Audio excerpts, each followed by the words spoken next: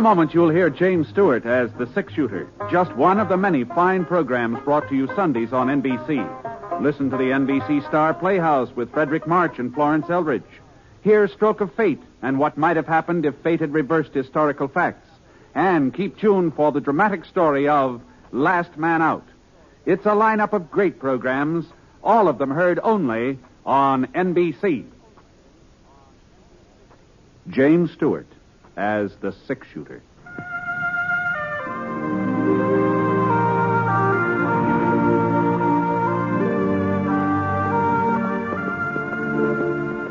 The man in the saddle is angular and long-legged. His skin is sun-dyed brown. The gun in his holster is gray steel and rainbow mother of pearl, its handle unmarked. People call them both the six-shooter.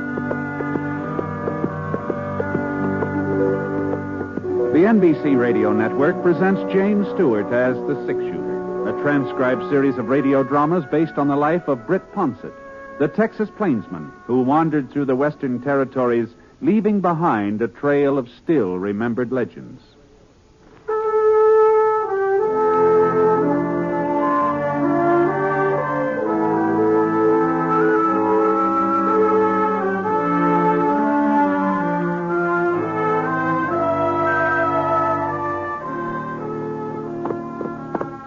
The snow was beginning to melt by the time I reached Dawson. You could hear it dripping from the eaves, hitting the boardwalk along the main street. I'd figured on being in town a couple of days earlier, but that storm sort of threw me off schedule. Not that I had to be there any particular day, but my winter job at Dave Engelman's ranch would be waiting for me whenever I showed up. But the sooner I got to Dave's, the sooner we could start moving his herd down to lower ground. So, Scar. Oh, boy.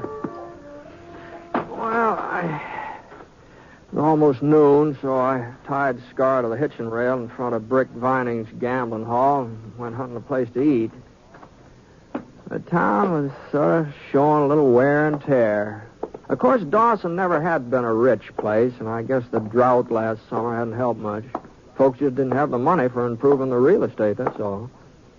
Except the jail. Huh. Gee, for a minute I couldn't believe my eyes. Well, it was all fixed up. Fresh green paint on the outside, new wooden steps leading up to the front door. Real honest-to-goodness bars in the cell windows. It sure was a different jail, all right. But the face grinning out at me from behind those cast-iron bars, well, that face hadn't changed a bit since the last time I was in Dawson. Howdy, Britt. Hello, Milt. I heard you was coming to town. Dave Engelman said you signed up with him. Yeah, that's right. You in for something, Milt? Oh, there's a little ruckus over at Brick Vining's place last night. Some folks said I started it. Uh-huh. Reckon they're right. You do. Seems to me like you were in jail when I left Dawson a couple of years back, isn't it? Was it Saturday night or Sunday morning? Could have been. I don't remember exactly. Well, if it was a Saturday night or Sunday morning, like as not, I was here. I ain't missed being thrown in more than 2 Saturday nights since they first built the place. Mm-hmm. Well, at least you're living in style. George, this jail looks a lot fancier than it used to be. Yes, yeah. New sheriff fixed it all up. New sheriff, huh? Sure. Oh, you heard about Saul Gordon being killed, didn't you? No. Well, what happened? Oh, well, it happened, maybe a couple of months ago. And, well, come on inside and have a look around while I tell you about it. Well, I don't know about that, Milt. You know, maybe the new sheriff wouldn't care about it. Oh, Sheriff Billy wouldn't mind. He'd like you to pay us a visit. Now, come on, Britt. The front door's unlocked. Well, all right.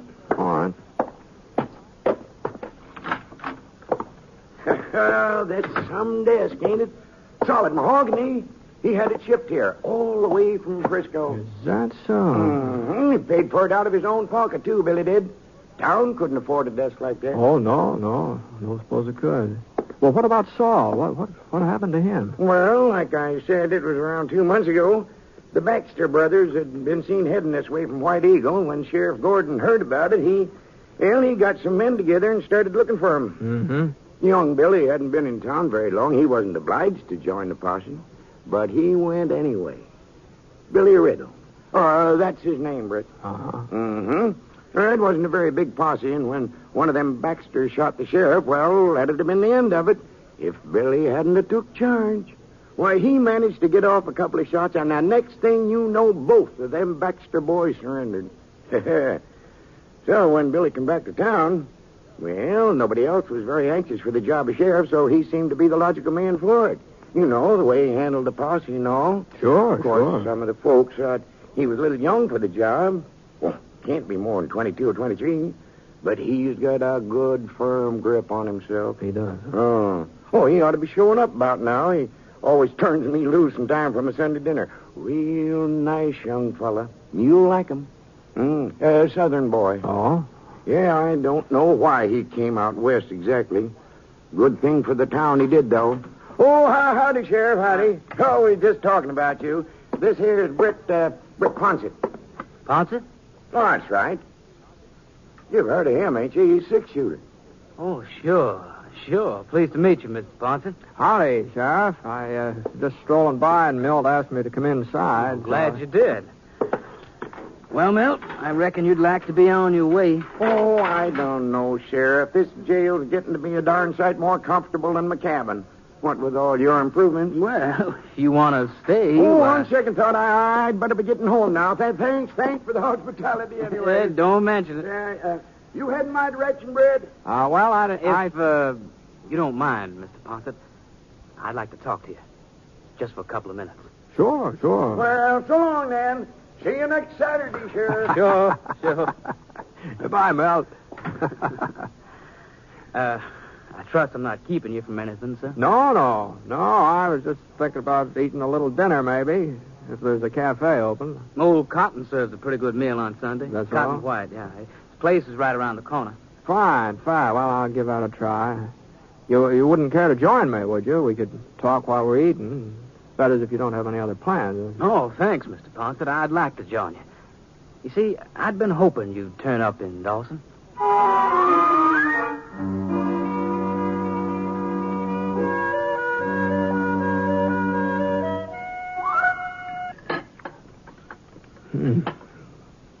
My George, I'd sure was a nice tender pot roast, wasn't it? Mm-hmm. Oh, I ate too much, though. Oh? My belt's cutting into me like a cinch here. Wait till What was it you had in your mind, Billy? My name's Riddle, Mr. Ponsett. Bill Riddle. Uh-huh, yeah. Milt told me. The name doesn't mean anything to you? No, not offhand. I heard a lot about you, Mr. Ponsett, since I came to Dawson. Folks say you've traveled a lot around this part of the country. Covered it all, from one end to the other. Boy, I've done my share of moving about. What I wanted to know was if you ever ran into anybody else with the same last name as me. Riddle?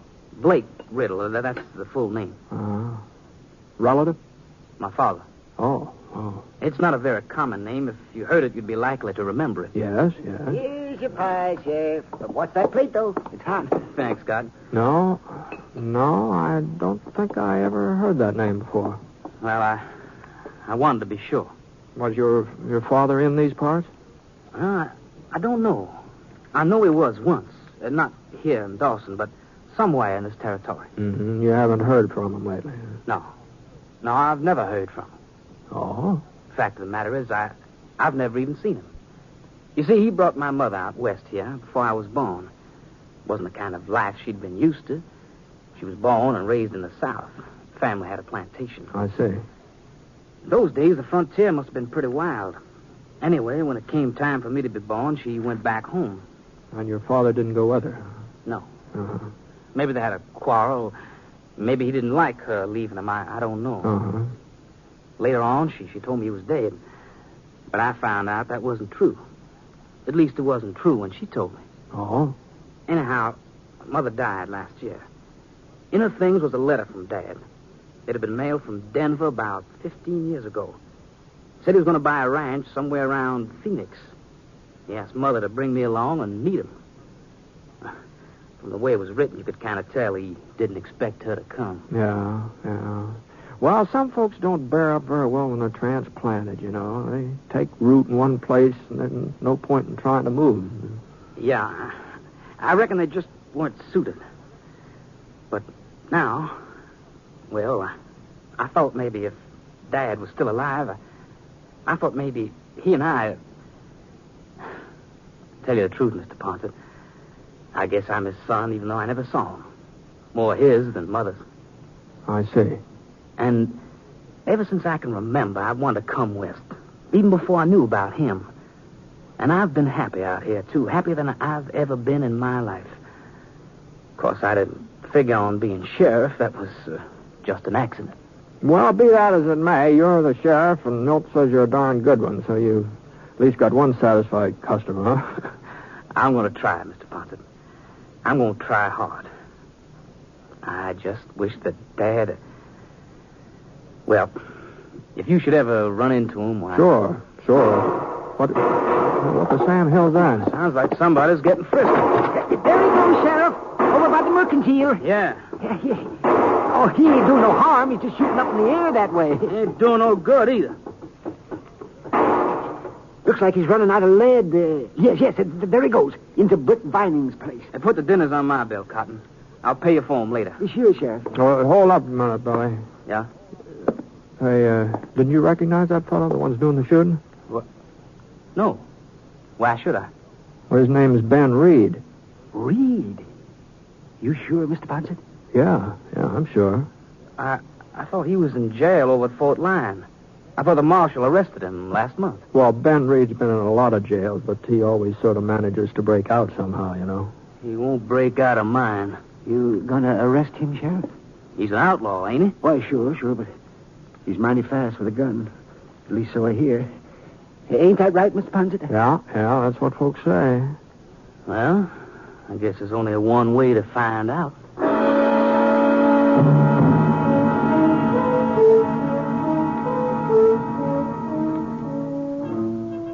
Sheriff Billy was young, all right, but he didn't walk young, and he didn't swagger. He just moved ahead like a man who knew where he was going. Of course, being a few years older wouldn't have done him any harm, especially if he was going to tangle with Ben Reed, and, well, there didn't seem to be any reason for me to miss all the excitement, so I started off in the direction of the gambling hall. If young Bill didn't know what he was doing, well, he'd soon find out. Ben Reed was sitting at a poker table dealing the cards. He didn't even look up when Bill came over and stood beside him. But Ben knew somebody was there, and he knew whoever it was wearing a star. He laid the deck of cards on the table, and he rested his left hand on his knee. I sure hope Billy knew that Ben was left-handed. Your name's Reed? Ben Reed? You talking to me? I asked if you're Ben Reed. Yeah, I'm Reed. You broke out of jail over at Fort Lyon. Don't look like I'm still there, does it, Sonny? And you're going back. Oh. You're under arrest. I heard this town got themselves a new sheriff. Some youngster wasn't even dry behind the ears. Get on your feet. Sure. You know, most fellas your age have a lot to live for.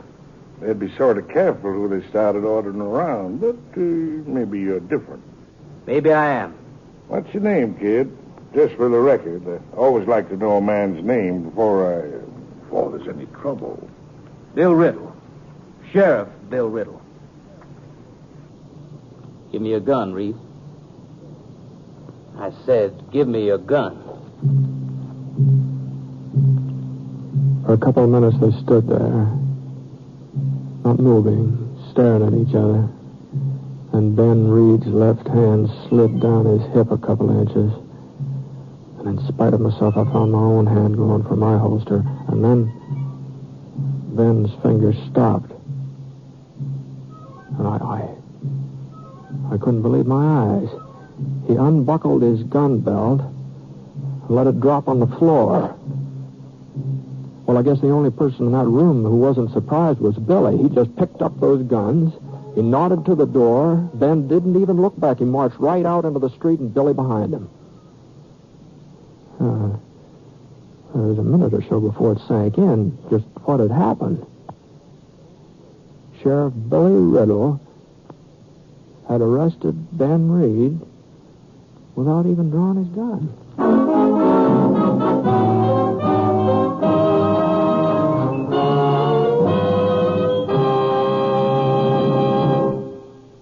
We'll return to James Stewart as the six-shooter in just a moment. Ladies and gentlemen, your attention, please. I've got $100, 100 genuine United States dollars, and they're yours for a mere 75. Oh, friends, suppose you heard an offer like that. You'd jump at it fast, wouldn't you? Well, that's the very offer I'm making you today. I'm promising a guaranteed return of $4 for every $3 you invest. And all you do is buy United States savings bonds. So sign up today for the payroll savings plan where you work or the bond-a-month plan where you bank. You'll feel more secure tomorrow if you buy United States savings bonds today.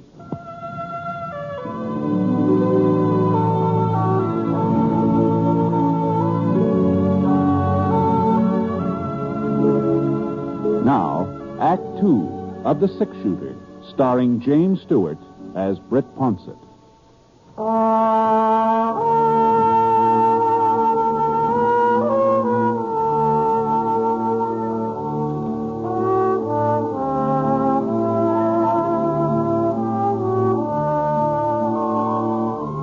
About 2 o'clock that Sunday afternoon, the snow started coming down again. Big, real big, heavy snow. So I left Scar at the livery stable and got myself a room at Mrs. Kramer's boarding house. Yeah, I sure didn't like the idea of going out for supper, but Mrs. Kramer said that she didn't fix food on Sunday nights. She was lead soprano in the church choir, and rain or snow, she had to be there for the evening service. There wasn't anybody else who could carry the melody. So I put on just about all the clothes I had with me and headed for Cotton White's Cafe. Howdy, Mr. Ponsett. Oh, sure is coming down, ain't it? Yeah. We don't usually get a big snow like this before January or That's maybe right. February. It seems like the weather's changing. I wonder what's causing it. I don't know, Cotton. Don't know. I was afraid you might be closed. No, I would be, except for these lunches I'm packing. Yeah, the sheriff caught me just as I was locking my door. Oh? The idea of leaving for Fort Lyon in a blizzard like this. Fort Lyon? That's where he says he's going. Well, what for? Wants to turn Ben Reed over to the marshal there. He sure is in a big hurry to get rid of him for some reason. This don't make sense. Like as not, they'll never make it to Lyon, either one of them. But Billy says they're starting tonight, so... well, no, that does it. Oh, I'll just run these over to jail. You can pour yourself a cup of coffee, Mr. Ponsett. I'll be right back. Well, why not let me take them over for you, Cotton? It says I'm all bundled up and everything. Oh, of course not, Mr. No Ponsett. trouble, no trouble. Because I'd kind of like to have a talk with Bill before he leaves town. Well, if you're sure. And don't stay open for me. I'll just get a cup of coffee from Mrs. Kramer. That's all I wanted anyway. Good night. Good night, Mr. Ponsett.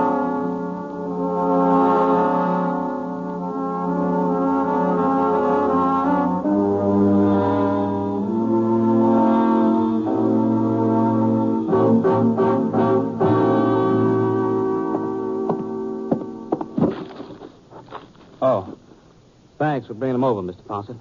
Good night. Hey, Billy, you serious about striking out for Fort Lyon tonight? Yeah. Well, it looks to me like he's as safe here as he would be anywhere else. Guess he don't appreciate my company. That's right. I don't. Uh-huh. Well, you're the sheriff. Yeah. You know, Fort Lyon's a 2-day ride in good weather. There's no telling how long it'll take you to get in a storm like this. Don't worry about that. Mm-hmm. Was something happened, Billy? I don't know what you mean. Well, I guess it's none of my business, whatever it is. No, it isn't. Mm-hmm. Sorry, Mr. Ponsett. Oh, what's the use? Somebody will find out sooner or later. I'm not taking him to Fort Lyon. As soon as we get out of town, I'm going to turn him loose. What? And I'm not coming back to Dawson. I'm going home to Georgia, where I belong.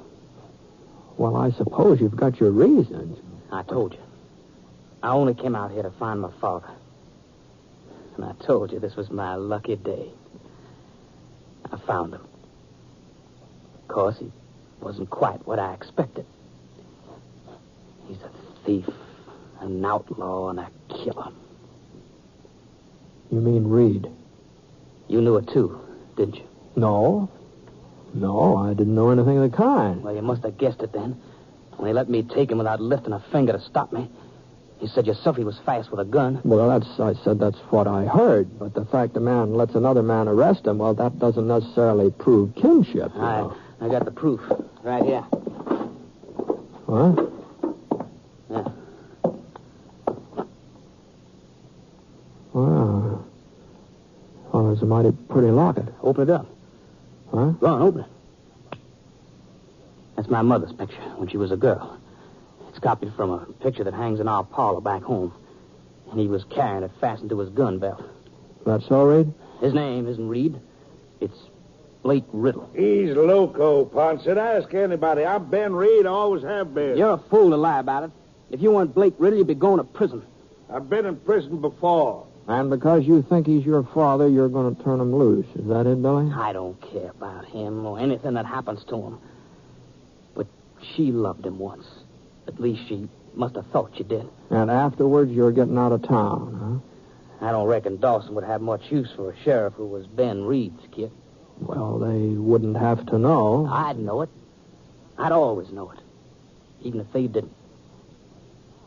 Well, the town was mighty proud of you, Billy. Well, at least I won't be the first lawman who couldn't hang on to Ben Reed. No, that's true enough. It just seems to me you're acting on mighty flimsy evidence. It seems to me there's a lot of ways a man could get a hold of a locket like this one. It wouldn't necessarily follow that he really belongs to him. Of course, if Reed says it's his... I ain't said that. He never asked me. I didn't have to ask. Well, what about it, Reed? Where'd you get it? I had it so long I almost forgot. Yeah. But it all come back to me when you was making such a fuss. Never thought a piece of junk like that would cause so much stir. Go on. I found it. Well, it must be about 15 years ago now, maybe more. I was down around Phoenix, a little town named Court City. There were some other boys with me, and folks sort of got the idea we'd held up the bank, come looking for us with a posse. Well, there was a couple hours of shooting, and afterwards the posse went back without us. Those that were still alive, that is. What's all this got to do with Well, let him finish, Bill. Well, we went out to look at the bodies, just to make sure the fellas were dead.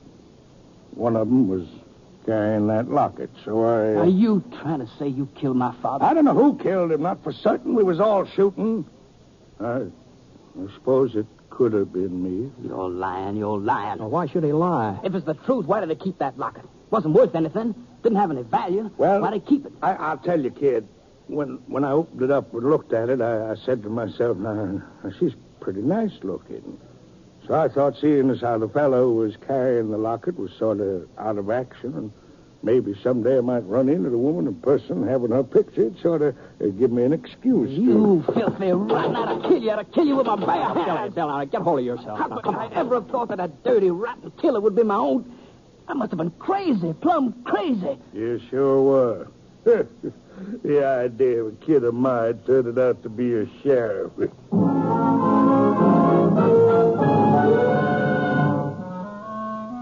took Billy Riddle a little while to simmer down. When he finally did, he changed his mind about going to Fort Lyon. He decided to wait until the storm had died down, till he was sure of delivering the prisoner.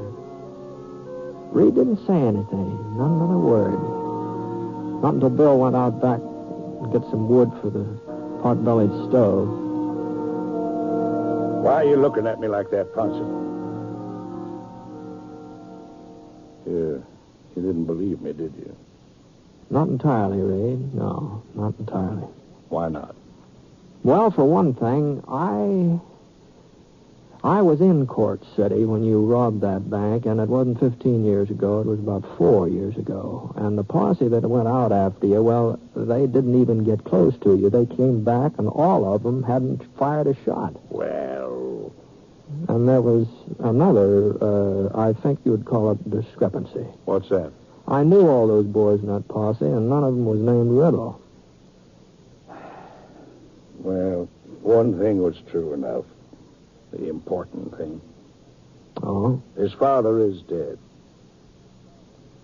And I killed him. What? 20 years ago, when his mother went off and left me, when she wouldn't come back, when she wouldn't even answer my letters, that's when I killed the man his father had been. I didn't think I had anything to live for. I didn't think I'd ever see Billy. I didn't think I'd ever see him as long as I lived. That's when I turned outlaw and became Ben Reed.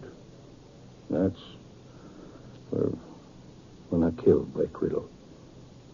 Hmm. Yeah, maybe so. Maybe so. But as far as I'm concerned, there's a lot more of Blake Riddle here tonight than there is of Ben Reed. At least that's the way it appears to me.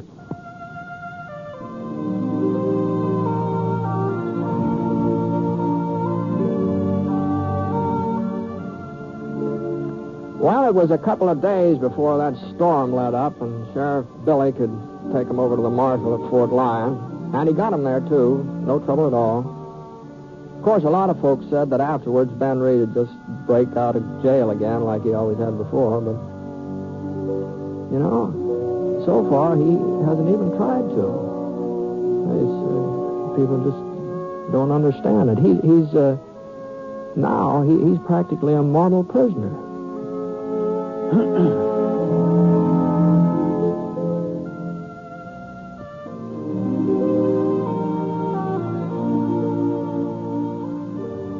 Within the next 5 years, millions of additional children will crowd the elementary schools. Unless we prepare for this increased enrollment, our children and our nation will suffer. If America is to provide enough teachers and enough classrooms so that our children can receive a decent education, we must take immediate steps to improve some of our local school systems. Join and work with local civic groups and school boards, actively seeking to improve educational conditions, won't you? Because better schools make better communities.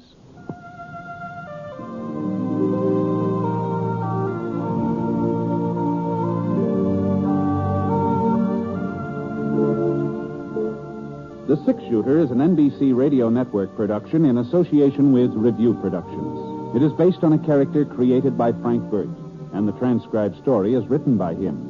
Mr. Stewart may currently be seen in the Universal International picture, The Glenn Miller Story. Others in the cast were James McCallion, Ken Christie, Howard McNear, and Alan Reed. Special music for this program was by Basil Adlam, and the entire production is under the direction of Jack Johnstone. All characters and incidents were fictitious, and any resemblance to actual characters or incidents is purely coincidental. This is Hal Gibney speaking.